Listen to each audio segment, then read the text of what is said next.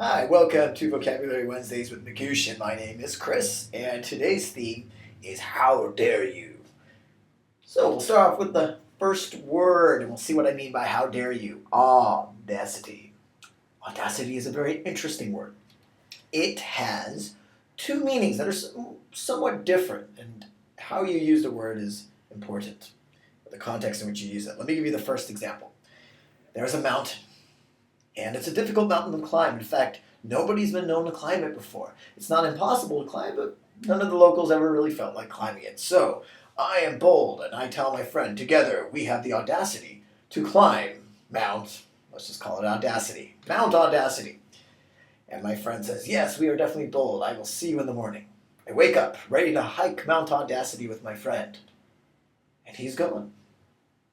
And I'm very sad, and then the locals tell me, oh, your friend actually left a few hours earlier than you did, or before you even woke up. And I say, I can't believe that. I'm going to march up to the top of the mountain and figure out what's going on.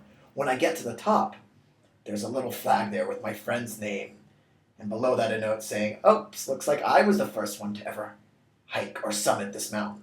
That would be audacious on his part. Or he would have the audacity to make fun of me and to leave me, so he could be the first one. So in that sense, audacity means sort of cheekiness, impudent behavior, rudeness. And so again, it can mean boldness, I will hike the difficult mountain, and it can also mean impudence or cheekiness. So two definitions for audacity. Keep that in mind. Gall, not boy and gal, notice the second L.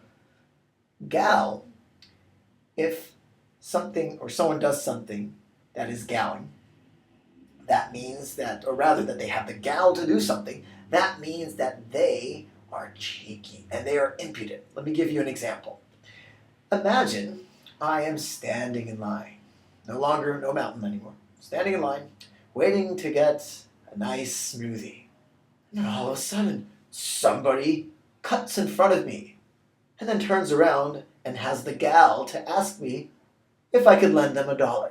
So you see that cheekiness, like how dare they? And that comes back to the how dare you theme of the week. Now, gall's an interesting word because it can also mean to irritate or annoy. So if I gall you, I annoy you. Now, what I do doesn't have to be impudent and cheeky. It just has to annoy you.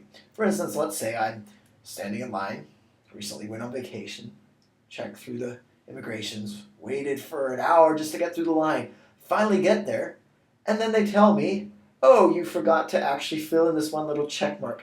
Can you please go to the side, fill that little check mark out, and then come back?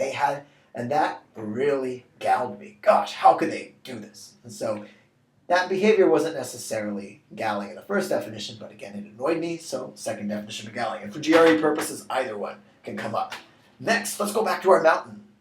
Dun, dun, dun, dun, dun. There's a little bit of glare, I apologize for that. Temerity. No, we're not. Well, yeah, why not? We're hiking Mount Temerity. Mount Temerity is actually very dangerous because clouds gather over there at a moment's notice. Stormy clouds bringing dangerous levels of snow and gusty winds. So, as a mountaineer, I want to hike to show off how great I am at hiking and mountaineering. And even though everyone tells me the local forecast says, do not hike, the clouds are about to come in, I have the temerity to do so. In that case, temerity means that I know the consequences. I can see that it's cloudy, it's snowing, nobody hikes Mount Temerity in these conditions, but yet I go ahead and do it. And so temerity is very similar to the word foolhardy or rash or even reckless. I know what I shouldn't be doing something, it's dangerous, but I do it anyway. And this can also have a social context. For instance, if someone is in a higher position of authority, someone you should respect, maybe your boss, if you have the temerity to tell them off in the weekly meeting, then, of course, well, they're not going to be very happy with you. But you can also use temerity in that context. And finally, maybe not quite a GRE word. It's kind of one of those fence ones, so it's not going to be on the high-frequency list, but it's such a fun word, and maybe it could show up on the GRE.